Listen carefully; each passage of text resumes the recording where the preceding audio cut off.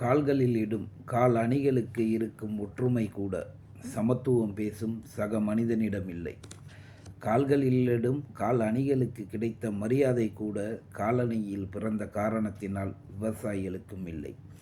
செருப்பு உருவான நோக்கம் கால்களை பாதுகாக்கவா, இல்லை கைகளில் ஏந்தி மேல்ஜாதி தெருவென கடக்கவா? மரியாதை யாரிடம் காண்பிக்க, செருப்பிடமா மனிதனிடமா? சூரியனிடமிருந்து தலையை பாதுகாக்கும் துண்டினை தோளில் கூட இட சுதந்திரமில்லை. வேர்வை மலையில் விதைத்த விதைகள் நெற்மணிகளாய் முளைக்கும்போது தீண்டாமை ஏன் மேல் ஜாதியை தீண்டவில்லை? சேற்றில் முதலில் கால்களை பதித்தவன் நானே.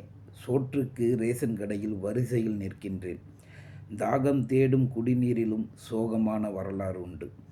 முதுமையில் குனியும் தேகம் போல முன்னோர்கள் இளமையிலும் குனிந்து நடந்த சோகமான வரலாறும் உண்டு. நான் கொண்டு வந்த காட்டுத்தேன் உனக்கு மருத்துவம் குணமுண்டு என்றால் நீ அருந்தும் தேநீர் டம்ளரில் நான் அருந்த தரம் மறுப்பதேன்? கொட்டாம்பூச்சியின் குவளைதான் நீ தரும் ஆரோக்கியமா? நிலம் இருந்தால் மழை இல்லை. குத்தகை நிலத்தில் கூலிக்கு கூலும் இல்லை. வளங்கள் நிறைந்த நிலத்தில் விவசாயியின் பரம்பரை பட்டம் பெற்றாலும் மரியாதை இல்லை. தானியங்களை உருவாக்கும் விவசாயி தரம் பார்த்து விளைவிக்க தகுதி இல்லை. இருக்க இருந்தும் தரையில் அமர்வது என் அவமானம் என்றால் அது எப்படி உனக்கு அடையாளமானது? பறை இசை கொண்ட நிகழ்ச்சியை வேடிக்கை பார்க்கும்போது கூட எங்களை எப்படி வேறுபடுத்தி பார்க்க முடிகின்றது? மாட்டுத் தோள்களில் வரும் இசை எப்படி உங்கள் செவிகளிலும் மனதிலும் மகிழ்ச்சி கொள்கின்றதோ, பஞ்சகாலங்களில் மாட்டிறைச்சி எங்கள் பசியினை ஆற்றி பழக்க வழக்கங்களில் உணவாயானது. கடவுள் முன்னிலையில் சுட்டெடுத்து புசித்து தின்னவன் சைவமாக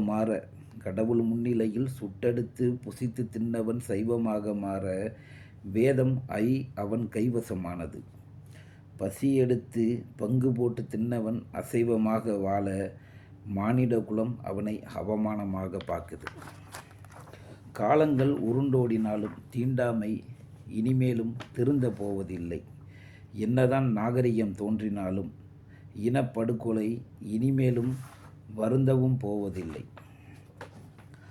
ஆண்ட பரம்பரை என்பவனுக்கும் 6 அடி நிலம்தான். தோண்ட பிறந்தவனுக்கும் 6 அடி நிலம்தான். மக்கி போன பின்னே மரண வரிசையில் 6 அடி நிலத்தில் கூட நீ அகற்றப்படுவாய். ஜாதி என்னும் நோயினை தீக்கொளுத்தி கலவரம் தூண்டும் நாவினை தீயில் உருக்கி காற்றில் கலைந்த சாம்பல் போல ஜாதி காணாமல் போகட்டும். இப்படிக்கு உங்கள் காரை கவி புதல்வன்.